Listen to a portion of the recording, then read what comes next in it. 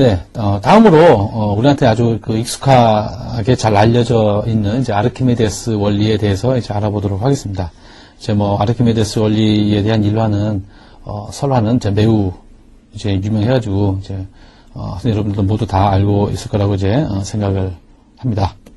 그래서, 바로, 이런 일화였었죠. 그래서 이제, 목욕 중에, 발견해낸, 원리, 이렇게 잘 알려져 있는 내용이고요.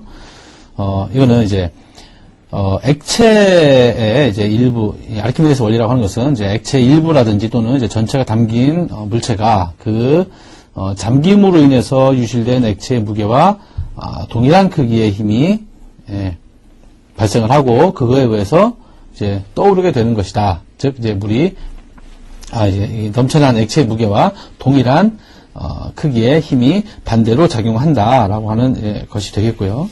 그래서 이게 바로 이제 잘 알려져 있는 것이고 이제 유레카와 관련된 이제 설화로도 이제 잘 알려져 있죠. 아르키메데스의 이제 유레카에 관계된 설화로 잘 알려져 있는 내용이 되겠습니다. 네, 아르키메데스 원리에 대해서 이제 마지막으로 이제 정리를 해서 설명을 한번 해보도록 하겠습니다. 우선 자, 공기 중에서 어떤 물체의 무게를 공기 중 무게를 측정을 했었을 때 이제 7파운드 정도, 이게 파운드에 단위니까 자, 파운드라고 있습니다. 자, 예를 들어서 공기 중의 무게가 7파운드이다 로 이제 측정이 되었고, 자, 물속에서의 무게를 쟀더니 약 4파운드 정도 되고 여기서 7파운드 됐다. 그러면 이 측정되었을 때 이제 나머지 요 7파운드와 요 4파운드의 차이인 약 3파운드 정도 이 무게가 바로 이제 물체에 작용하는 또 다른 힘이 되겠습니다. 그래서 이거는 물체에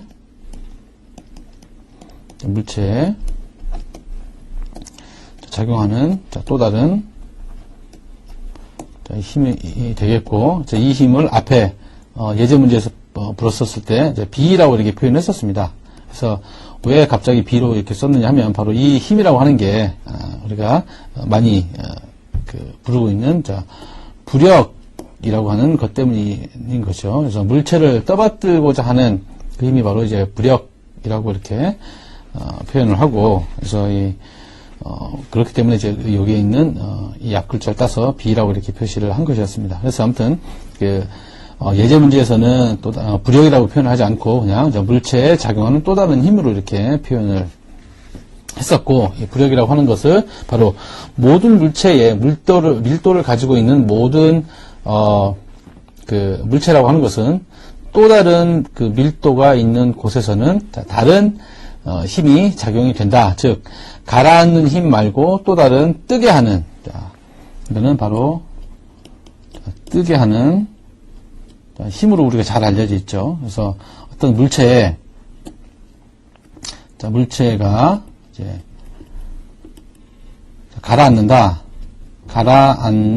힘. 이게 바로 이제 물체 무게가 되겠고, 그래서 이 힘과 반대가 되는 뜨게 하는 힘인 부력이 항상 모든 물체에, 밀도를 갖고 있는 모든 물체에 작용을 한다라고 이렇게 이해를 해보고 있으면 될 것이 되겠습니다. 그리고 이 부력과 관계된 요 힘만큼 여기에 있는 물이 넘쳐서, 여기 있는 요 부피만큼, 요 물체의 부피, 여기에 있는 분명히 부력이, 요 부력이라고 하는 것은 결국 힘이 될 것이고, 이 힘을 만들게 되는 부피가 되겠고, 이 부피는 바로 이렇게 밖으로 이렇게 쏟아져 나온 이 3파운드의 물의 무게가 된다라고 이렇게 하는 것이죠. 그래서 이게 바로 이제 여기 아르키메데스였고, 이게 아르키메데스가 이 욕조에 들어가 있었을 때 넘친 물의 양이 이런 것과 관계된 것을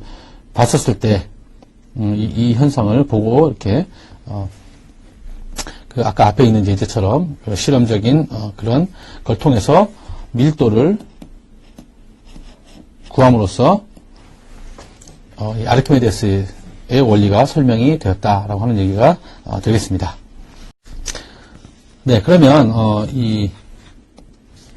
그 유레카와 관계된 얘기를 그 실제 예제로서 한번 그 해석 풀이를 해보도록 하겠습니다. 자, 바로 이 문제를 해결하기 위해서 이제 그 아르키메데스가 그 생각을 했었던 그런 내용이기도 하고, 자, 이거는 설명을 해보자면, 자, 왕관의 순도를 알아내기 위한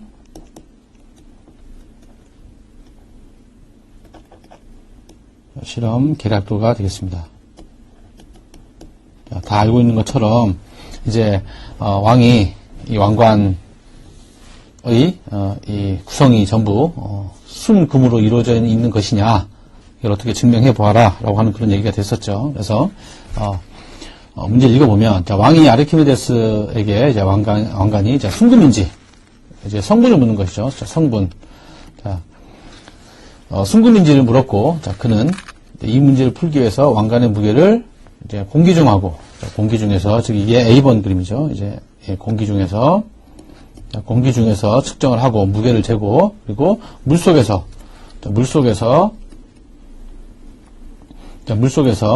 무게를 쟀습니다. 각각 무게를 쟀다. 근데 뭐 보면 아는 것처럼 이 무게가 공기 중인 경우에 대해서는 이제 중력을 포함한 힘으로 이게 써보면 결국 7.84 뉴턴 정도 됐었고, 물속에서 재봤더니 바로 공기 중에서 잰 것보다 적은, 실제 그 값은 이제 이렇진 않았지만 아무튼 비슷하게 이렇게 적어 보게 되면 약 그보다 작은, 공기 중에서보다 작은 6.84 뉴턴 정도가 되었다. 네, 라고 하는 이제 실험 계략도를 이제 생각을 해낸 것이죠. 그래서 이제 그 목욕 중에 나타낸 얘기에 대한 것을 이제 물리학적으로 표현해 본 그림이 되겠습니다. 그러면 요것과 관련된 그 실험을 통해서 아르키메데스가 왕에게 어떻게 대답을 했을까라고 하는 얘기가 되겠죠. 그래서 이거를 이제 물리학적인 관점에 대해서 이렇게 하나씩 풀어서 실제 우리는 이렇게 결과를 알고 있긴 하지만 실제로 순금이었는지 아니었는지를 어떻게 대답했는지 한번 계산 한번 해보도록 하겠습니다. 자, 그러면 우선 풀이는 실험 계략들을 보면서 이제 설명을 하는 게 좀 더 이해가 쉽겠습니다. 그래서 실험 계략들을 보면서 설명을 해보게 되면 우선 공기 중에서 이건 써봐야 되겠죠. 공기 중에서 잰 무게에 대한 물체도를 써보면 여기에 왕관이 있는 위치, 질량 중심이 되겠고, 자, 중력 방향으로 이제 이 FG가 작용을 하고, 그 다음에 위에 있는 방향으로, 즉 무게를 측정하는 원리가 바로 이 원리이기 때문에 이게 장력이 되겠죠. 그래서 이거 장력은 결국 이제 무게가 될 테니까 이 무게를 T1이라고 이렇게 하고, 그리고 서로 반대 방향으로 이렇게 작용을 하고 있습니다. 자, 그리고 물속에서 왕관의 무게를 재었을 때는 보는 것처럼 FG는 똑같이 이렇게 작용을 하게 될 것이고요. 그리고 F2는 분명히 적은 값을 이렇게 여기서 보는 것과 적은 값을 이렇게 가게 됐다라고 하는 것이죠. 자, 그렇게 되면 또 다른 또 다른 힘 B가,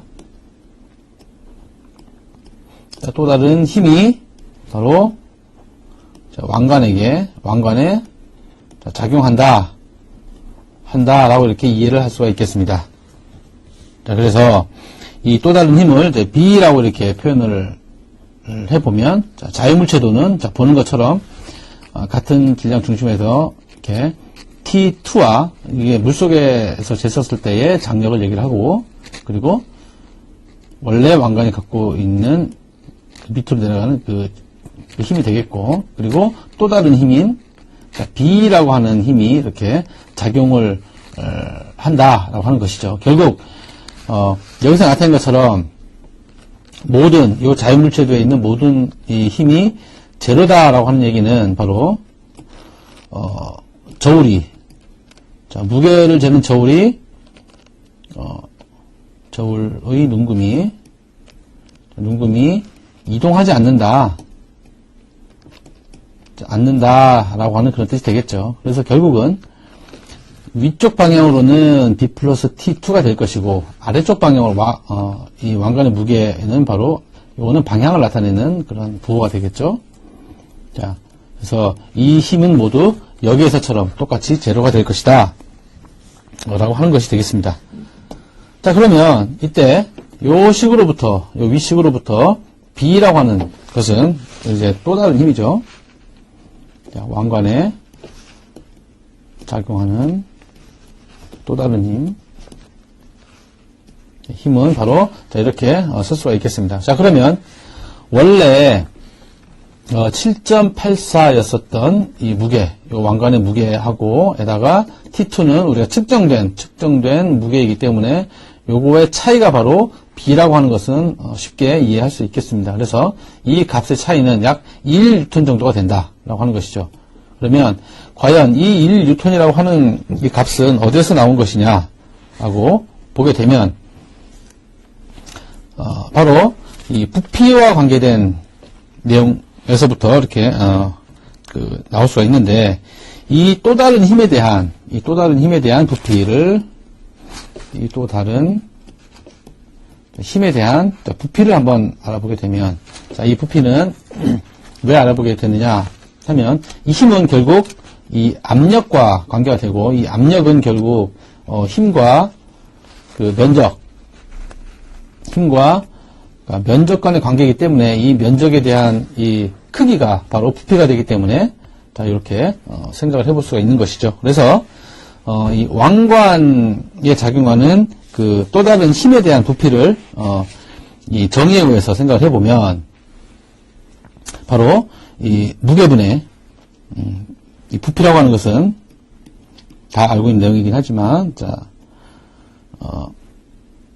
부피라고 하는 것은 자, 밀도분의 자, 무게가 되겠죠. 그런데 여기서의 밀도는 우리가 중력장하에 작용하는 것이기 때문에 무게는 당연히 이 중력과 속도가 이렇게 포함이 되어 있고, 또 밀도에서도 이 중력과 속도를 포함시키게 되면 자, 이렇게 이 수식처럼 나타낼 수가 있겠습니다. 그래서 이거는 중력장하라고 하는 경우에 대해서 이제 얘기를 해보는 것이 되겠습니다. 자, 그렇다면 물의 밀도는 우리 알려져 있는 게 물론 1g per 세제곱센티미터, 즉 1cm의 이 정육면체 안에 물이 들어갈 수 있는 질량은 약 1g 정도 된다. 그리고 또 만약에 이게 1제곱미터, 세제곱미터 이 면적이다. 이게 각각 1m인 체적을 갖고 있는 이 박스라면 이 체적 안에는 약 물이 1000kg 정도가 1000kg을 이제 넣을 수 있다라고 하는 그런 게 바로 이제 밀도와 관계된 얘기죠. 그래서 사실은 여기서 참고로 하나 더 설명을 해보게 되면 물의 밀도라고 하는 것은 이거는 기억을 한번 해두는 게 좋을 것 같습니다. 자, 물의 밀도는 온도에 따라 변하는 값입니다. 변한다. 자, 이거는 이제 우리 쉽게 생각을 해보게 되면, 그러니까 물의 밀도가 온도에 따라 변한다라고 하는 얘기는 온도가 높아지면 높아질수록 밀도는 약해지게 되는 것이죠. 자, 그래서 이거는 표로 한번 나타내 보게 되면 이게 온도가 되고 이게 밀도가 되겠습니다. 그러면 그 물의 밀도가 가장 높은 때가 바로 알고 있겠지만, 자, 사도시인 경우에 대해서가 가장 물의 밀도가 높습니다. 그래서 사도시인 경우에 대해서가 바로 1g per 세제곱센티미터가 되고요. 그래서 그보다 낮은 경우에 대해서는 약간 작고, 그리고 이렇게 온도에 따라서 이렇게 작은 값을 갖게 됩니다. 하지만 이게 1.0이고, 1.0이고, 요, 100도씨 정도까지가 돼도 약 0.97 정도의 값이기 때문에 거의 그냥, 우리는 통상적으로, 이 물의 밀도라고 하는 것은, 자, 1g per 세제곱 센티미터로 이렇게, 물의 밀도를 이제 계산해서 사용을 하게 되는 것입니다. 하지만, 이거는 이제 정확히 알아둘 필요가 있는, 내용이, 되기 때문에 잠시 언급을 했습니다. 자, 그렇게 되면, 방금 얘기했던 것처럼 물의 밀도는 온도에 따라서는 틀리지만 그냥 최대 밀도, 자, 일정 온도에서 최대, 자, 물의 밀도를 그대로 적용을 하게 되면, 자, 1000 곱하기 1000kg per 세제곱미터가 될 것이고, 거기에다가 우리가 중력장 안에서의 값을 얘기를 하고 있는 것이기 때문에 여기 보는 것처럼 중력 가속도가 포함되고, 그리고 무게인 경우는 아까 얘기했던 것처럼 비가 가지고 있는, 즉 왕관에 또다시 작용하는 그 비의 힘이 뉴턴이기 때문에, 자, 요 수식에다 넣고 계산을 해보게 되면 바로 1.02 곱하기 10의 마이너스 4승 미터의 세제곱의 부피를 갖는다라고 하는 이렇게 얘기가 되겠습니다. 자, 이거는 물리학에서는 이제 단위를 이제 통일시키는 게 아주 중요한데, 여기서 같은 경우에 뉴턴은 우리가 F는 뉴턴이라고 하는 것은, 자, 질량 곱하기 가속도이고, 자, 이거를 이제 단위로 표시해 보게 되면 뉴턴이 될 것이고, M이라고 하는 것은, 자, 킬로그램이 될 것이고, 또 A라고 하는 것은 가속도는, 자, 미터 퍼 세크의 제곱이다 라고 하는 얘기가 되겠죠. 그러면 결국은 요 식에서 생각을 해보면 요 뉴턴 값이라고 하는 것은, 자, 킬로그램 곱하기 미터 퍼 세크 제곱이 될 것이고, 그러면 요것과 여기에 있는 단위가 서로 이렇게 없어지게 될 것이고, 여기에 있는 킬로그램은 분모에 있는 물의 밀도의 킬로그램과 이렇게 없어지기 때문에 결국은 요 물의 밀도의 분모에 작용하는 미터 세제곱이, 자, 이렇게 되기 때문에 결국 이 미터의 세제곱이라고 하는 것은 아까 그림에서 그렸던 것처럼 각각 1m, 1m, 1m인 이 최적의 내용이 단위가 된다는 것을 이제 알 수가 있겠습니다. 그래서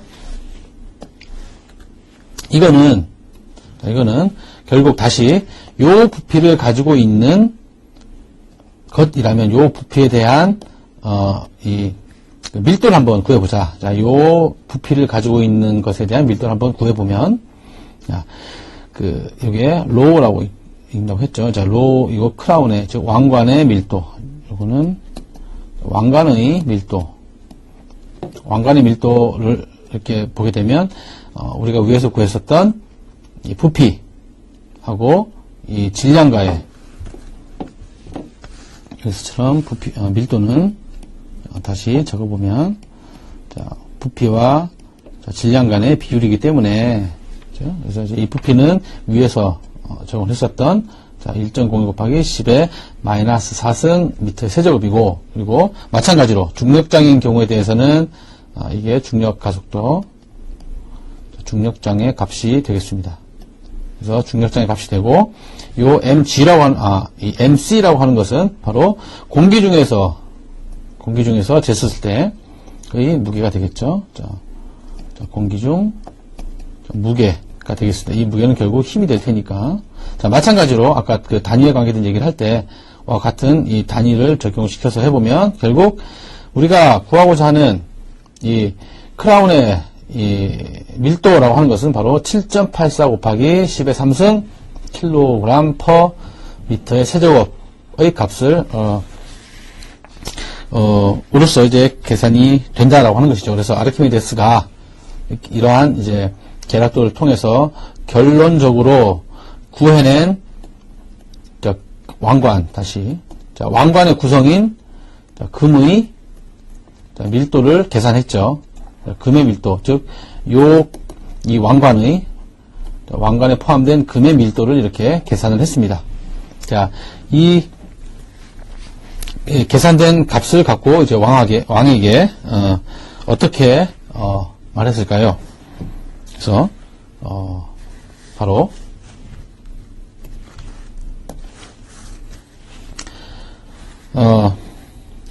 순금이 아니다 라고 얘기를 했었죠. 자, 순금이 아니다. 자, 이 왕관은 순금이 아니다 라고 했었죠.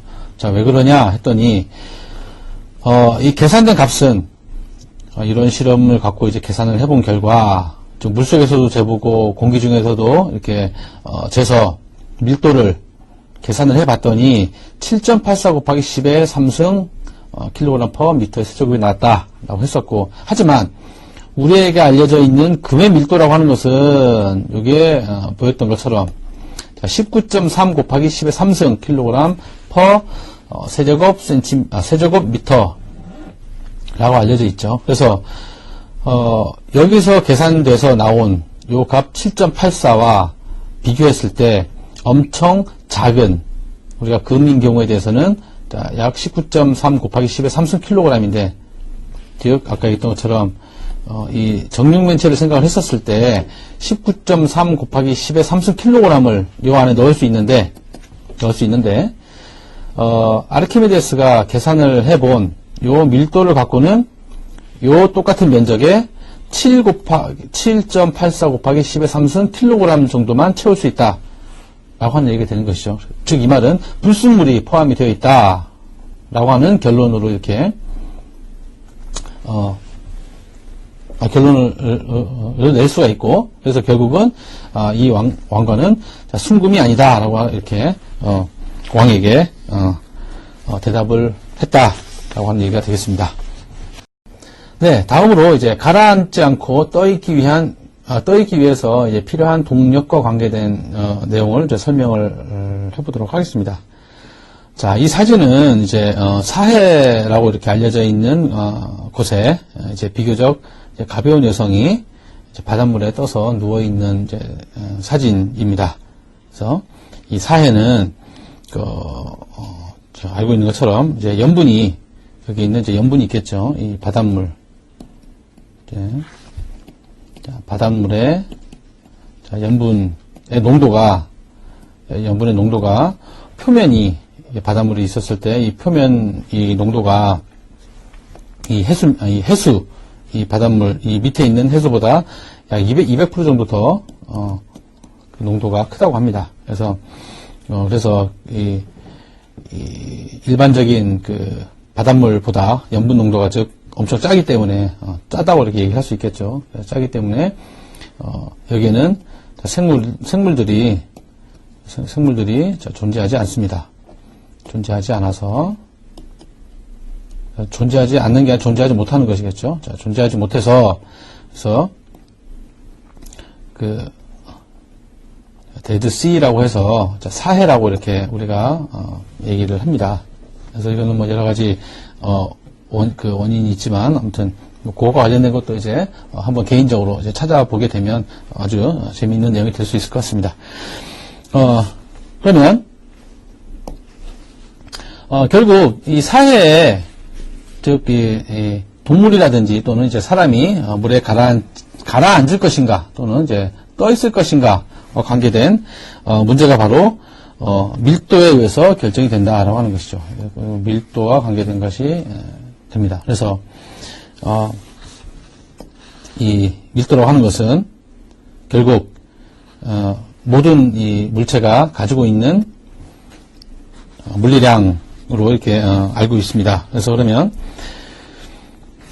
인체 밀도가, 여기 있는 여성의 밀도가 바로 0.9에서부터 1.0 정도 되는 인간인 경우에 대해서는 이제 인체 밀도는 약 0.9에서 1.1 정도의 밀도를 가지고 있고, 물론 이 몸의 비만도에 의존을 하게 됩니다. 그래서 앞에 이 사진을 설명할 때 이 비교적 가벼운 여성이라고 이렇게 표현한 것도 바로 이제 비만도가 따라서 차이가 나기 때문에 그렇습니다. 그래서 자, 그리고 그래서 결국은 아까 얘기했던 것처럼 자, 밀도가 바로 중요한 물리량이 되겠습니다. 뜨는지 가라앉는지와 관계된 거. 그래서 만약에 몸의 비만도가 더 큰 사람이라면 여기 떠 있는 여성보다 좀 더 가라앉게 된다라고 이렇게 하는 얘기가 되겠습니다. 그래서 다시 설명해 보면 이 밀도라고 하는 게 사해가 가지고 있는 사해의 밀도, 여기서 염도가 되겠죠. 자, 밀도든지 또는 염도보다 작은 경우에 대해서만, 밀도가 작은 경우에 대해서만 경우라면 마치 물 위에 스티로폼이 떠 있는 것처럼 이렇게 위에 떠 있게 된다라고 하는 것이죠. 그래서 이거는 결국 밀도가 방금 설명했던 것처럼 밀도가 물보다 크게 되면 그 동물은 결국 가라앉지 않기 위해서 일을 해 주어야 된다라고 하는 그런 얘기가 되겠습니다. 자, 그러면 이제 예를 들어서 이게 사해인 경우에 대해서는 그렇지만 그렇지 않고 일반적인 경우에 대해서 자, 일반적인 이 바닷물인 경우에 대해서 또는 물인 경우에 대해서 이제 그 동물이 가라앉지 않기 위해서는 어떤 일을 해야 되는데 그래서 우리가 이 수영을 한다든지 아니면 예를 들어서 이 소금쟁이와 같은 나중에 설명을 하긴 하겠지만 이 소금쟁이와 같은 경우는 바로 물 위에 떠서 자유롭게 이렇게 헤엄친다고 표현하지 않고 이제 걸어다닌다고 얘기를 하죠. 아무튼 자, 그런 이제 상황이 벌어지게 되는데 사람인 경우는 일반적으로 이 바닷물이 아닌 경우 물인 경우라면 물의 밀도보다 항상 크기 때문에 아까 얘기했던 것처럼 0.9에서부터 1.1 정도가 되기 때문에 물의 밀도가 1이죠. 이제 그거기 때문에 만약에 물에서 가라앉지 않으려면 외부에서 어떠한 힘이 필요하다라고 하는 얘기가 되겠죠. 자, 그래서 자, 외부에서 자, 일이 필요하다. 자, 일이 필요하다라고 하는 얘기가 되겠습니다. 그래서 지금 보고자 하는 건 바로 이제 가라앉지 않고 떠 있기 위해서 필요한 동력이 되겠고, 그래서 다음 슬라이드에서부터 차근차근히 이 몸이 각각 갖고 있는 이 몸이 어느 정도 우리가 수면 위를 뜨기 위한 최소한의